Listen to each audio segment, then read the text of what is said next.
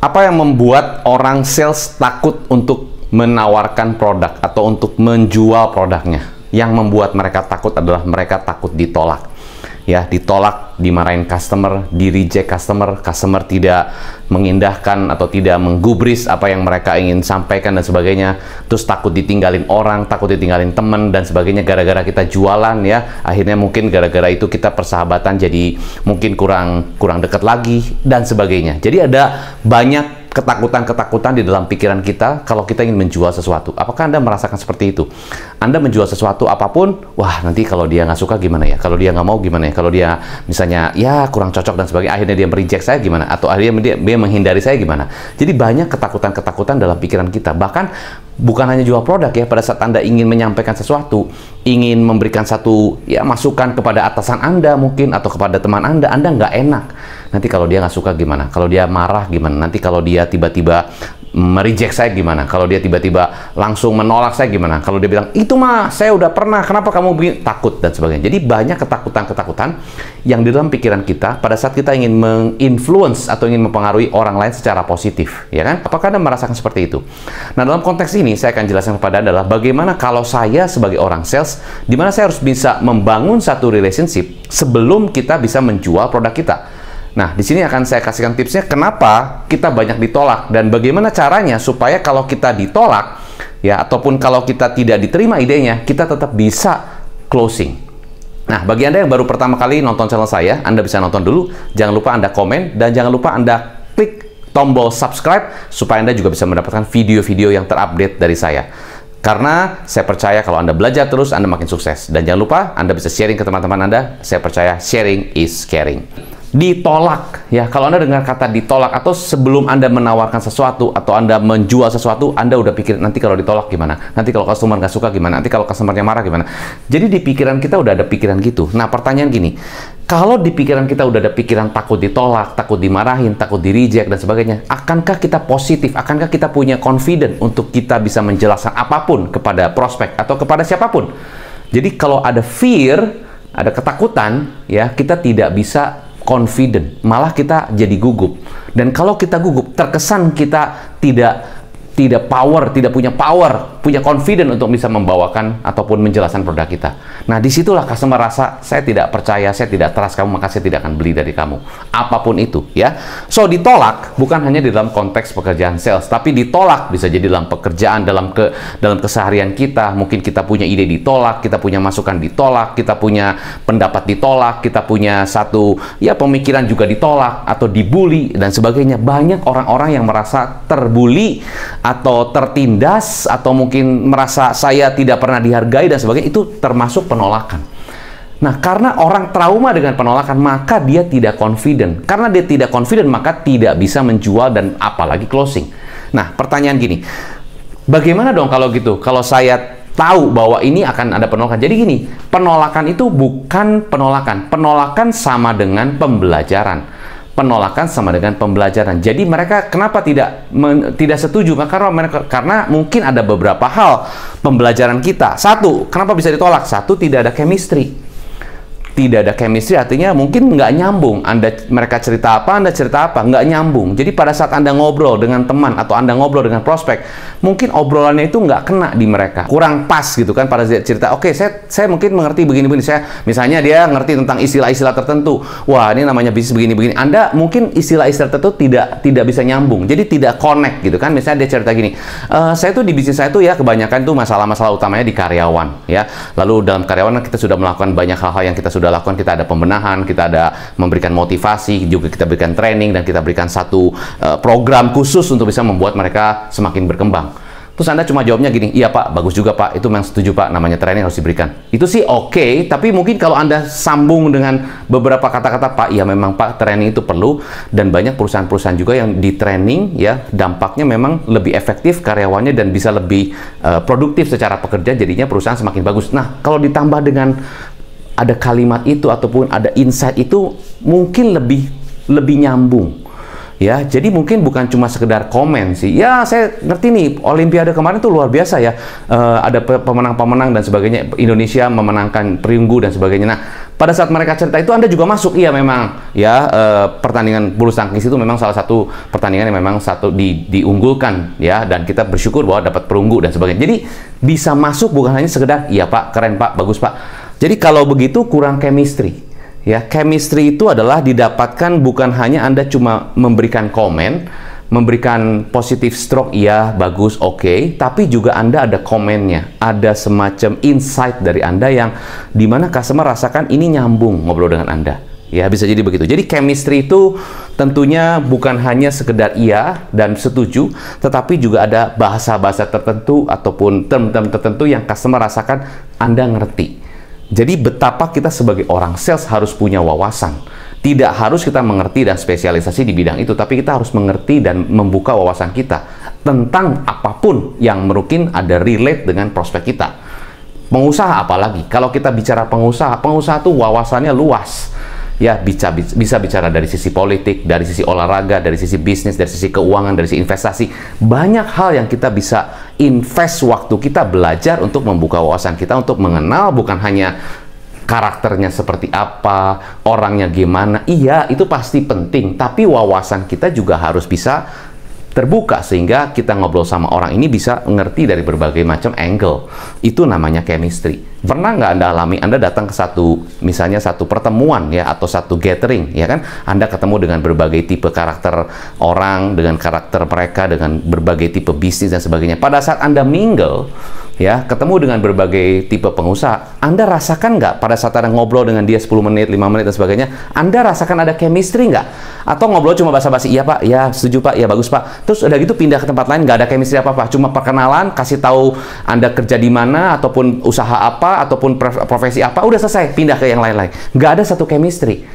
Nah, dengan Anda pindah, betul sih Anda bisa jadi pindah orang, ya, Anda ketemu dengan banyak orang, tapi setiap orang yang Anda ketemu nggak ada chemistry-nya. Ya percuma Anda kasih kartu nama, tapi nggak ada chemistry-nya. Mungkin bisa jadi seminggu kemudian juga, nggak sampai seminggu, mungkin 2 hari kemudian juga mereka lupa siapa Anda. Nah, yang penting bukan hanya bagi kartu nama, tapi ada chemistry yang dibangun pada saat ngobrol dengan prospek. Misalnya tanya, dari pertanyaan, dari topik yang disampaikan, itu semua adalah chemistry. Nah, kalau itu nggak kena, pasti ditolak. Ditolaknya nggak, ya sorry ya, nggak gitu. Mungkin, ya Pak, saya minum dulu ya, atau saya kemana dulu ya. Jadi mereka udah kayak kurang ada chemistry, ya udah mereka ya udah cuma ngobrol sebentar, ya udah mereka ambil minum lagi atau mereka kemana lagi. Jadi paling cuma sebentar aja. Nah, itu adalah satu bentuk penolakan yang dimana mereka udah rasa cukup lah ngobrol sama Anda, nggak usah terlalu panjang.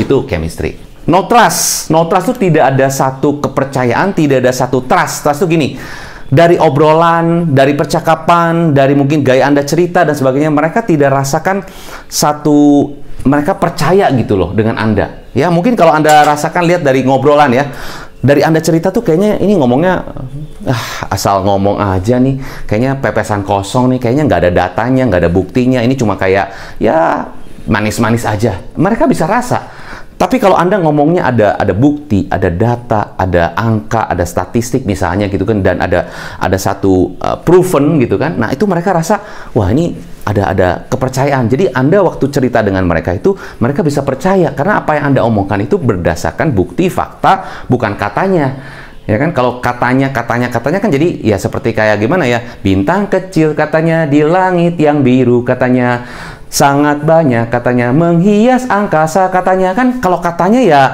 bukan nggak jelas gitu loh. Nah, itu orang bisa merasa kata siapa, menurut siapa, dari mana, buktinya apa. Itu adalah satu trust. Apalagi kalau Anda ngobrol dengan seorang pengusaha top yang dia ngerti data, ngerti sumber-sumber mana yang ada buktinya, baru dia akan cerita. Itu Anda akan benar-benar diuji trustnya, ya, kepercayaannya itu dari situ. Apakah Anda sampaikan jelasan itu berdasarkan bukti, data, dan ada proven sumber yang Anda ngomong, nggak cuma asal ngomong aja. Apalagi kalau Anda ngomongnya gosip, lebih bagus kalau ada statistiknya, ada angkanya. Jadi jelas proven. Saya pernah bantu klien saya misalnya, pada saat saya pernah bantu customer saya, dia tokonya begini-begini, tadinya dia omsetnya sekian, ya, angkanya sebutin, tadinya omsetnya sekian, dan kendala di bisnisnya itu adalah banyak hal-hal yang terjadi di situ, lead time begitu panjang, dan banyak error yang terjadi, ya. Dan di situ kita bantu dengan sistem kita, ternyata minimizing error 30%. Nah, itu jelas. Tokonya toko ini, ya, dan dia perusahaan ini dan sebagainya. Mungkin kita perlu sampaikan secara detail untuk kita bisa membantu customer untuk bisa trust dengan kita. Salah satunya trust dengan bukti, data, dan sebagainya. Trust juga bisa dibangun dari confidence-nya Anda. Pada saat Anda cerita, Anda cerita testimoni, misalnya Anda sales mobil, misalnya gitu kan, Anda cerita testimoni. Iya, salah satu customer saya, namanya sebutlah Mr. X begitu kan, dia membeli mobil begini-begini, Anda cerita dengan confident. Dan setelah dia beli mobil, wah luar biasa, ya memang harganya begini-begini, tapi kita bantu dengan opsi pilihan payment seperti ini, dengan dibantu juga kita ada metode begini-begini, dan akhirnya dia juga mau. Nah, itu saya bantu, dan saya antarkan ke sini, dan sebagainya. Saya juga lihat bagaimana keceriaan dari family-nya begitu membawa mobil barunya.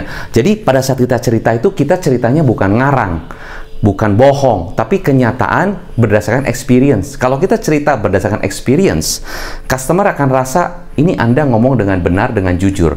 Nah, customer akan hargai kalau Anda ngobrol dengan jujur, karena itu adalah membangun trust. Jadi kejujuran bisa terlihat dari pada saat Anda cerita. Passionnya seperti apa, Anda jelaskannya gimana, itu lain karena Anda mengalami langsung. Lain kalau Anda dengar dari sana, dari sini, itu nggak jelas. Itu trust. Ya. Nomor 3, kenapa bisa ditolak? Karena no urgency. No urgency itu jadi gini, customer membeli sesuatu, ya. Kalau dia rasa nggak penting-penting banget, nggak mendesak-mendesak banget, nanti dia bisa bilang nanti aja deh, saat ini belum butuh, saat ini belum perlu, nanti aja deh, bisa mungkin bulan depan atau mungkin 3 bulan lagi dan sebagainya. Karena rasa tidak ada urgensinya, tidak ada keterdesakan yang mereka harus beli saat itu. Nah, kenapa ditolak? Yaitu tidak ada urgensi. Berarti sebagai orang sales harus membangun urgensi. Bagaimana bisa membangun urgensi? Misalnya contoh, Anda jual CCTV, misalnya begitu ya. Anda jual CCTV, ya. Mungkin bisa jadi dia kalau merasa ya di rumah mungkin saat ini aman nggak ada CCTV, atau mungkin ada CCTV-nya, tapi ya Anda jual dengan CCTV yang model terbaru atau mungkin dengan fitur terbaru dan sebagainya. Anda modelnya Anda, brandnya Anda. Tapi mereka sudah punya CCTV yang mereka punya gitu kan. Nah, berarti kan artinya tidak ada urgensi. Ya, artinya gini, ya saya udah pakai sih, saya udah punya CCTV, buat apa saya beli lagi? Ya kan? Terus Anda mungkin bilang gini, ya Pak, tapi ini Pak lebih bagus Pak, ini kualitasnya begini Pak, ini garansi Pak, dan sebagainya Pak.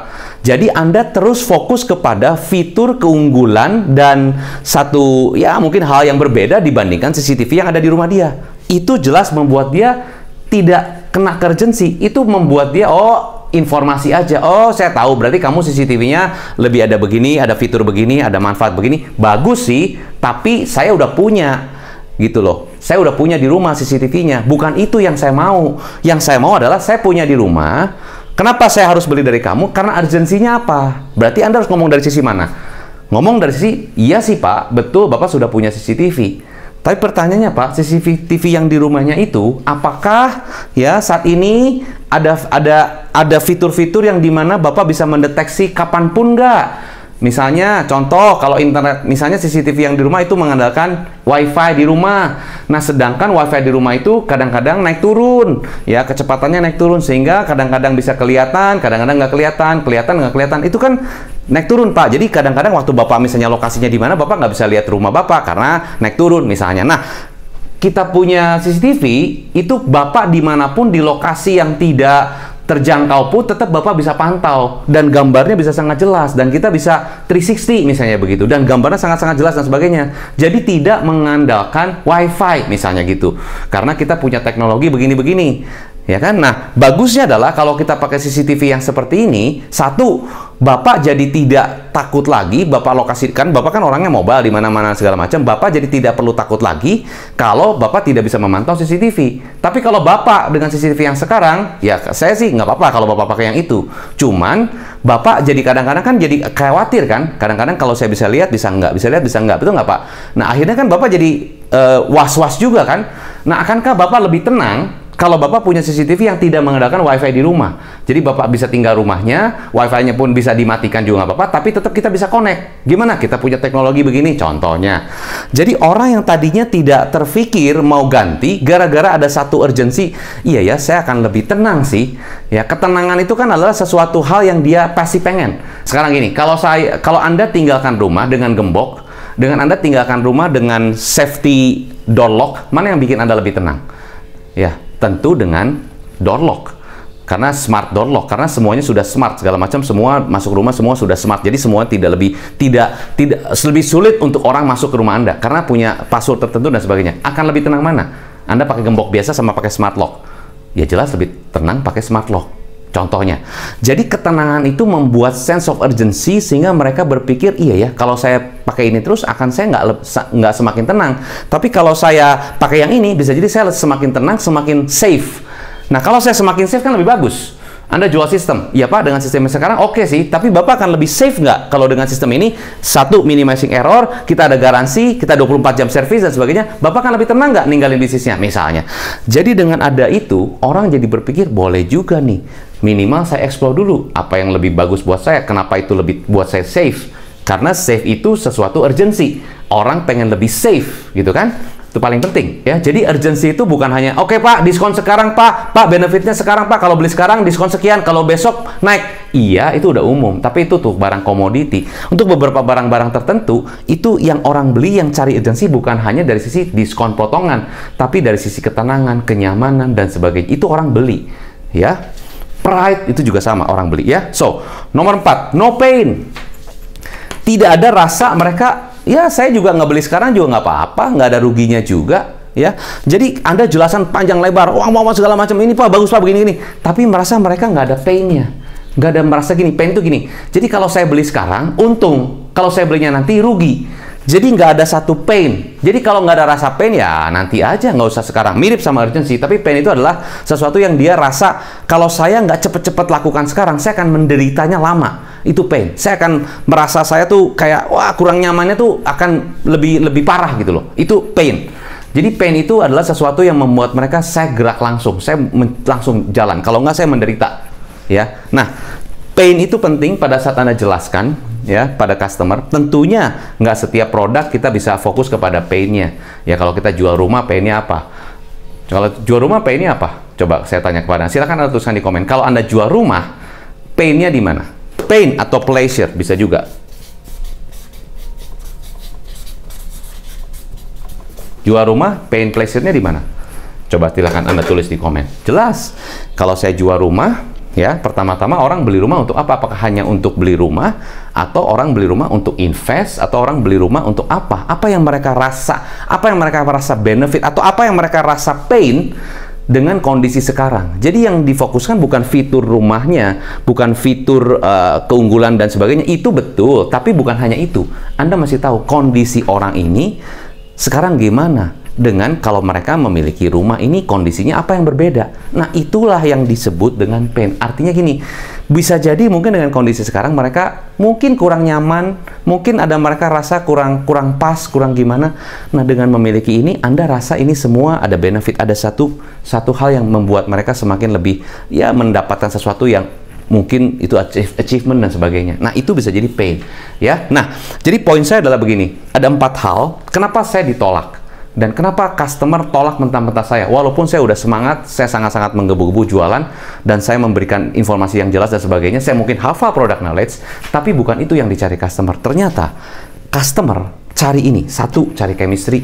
2, cari trust. 3, urgency.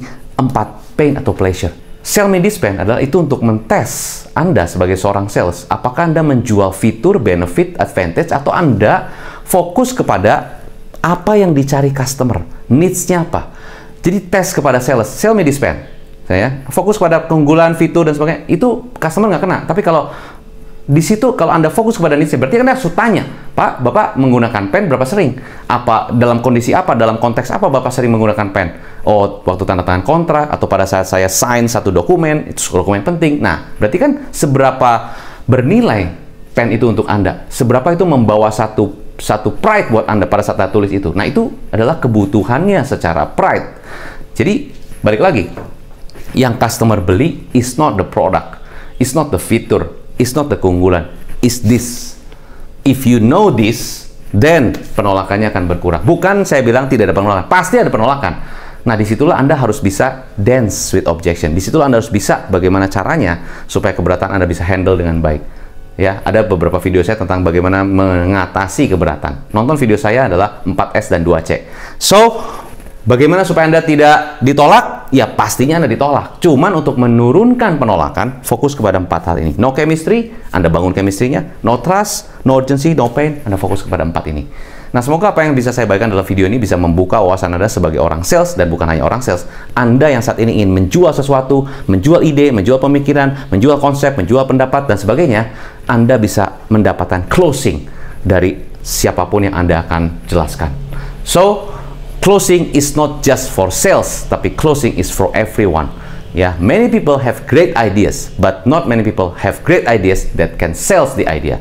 Jadi banyak orang punya ide yang bagus, tapi tidak semua orang bisa menjual idenya. Maka mereka yang bisa menjual idenya, orang-orang yang sukses. Tapi yang tidak bisa menjual idenya, well, mereka akan gitu-gitu aja. So, semoga bisa bantu Anda, semoga Anda bisa closing dengan lebih baik lagi. Saya Handelman, salam closing.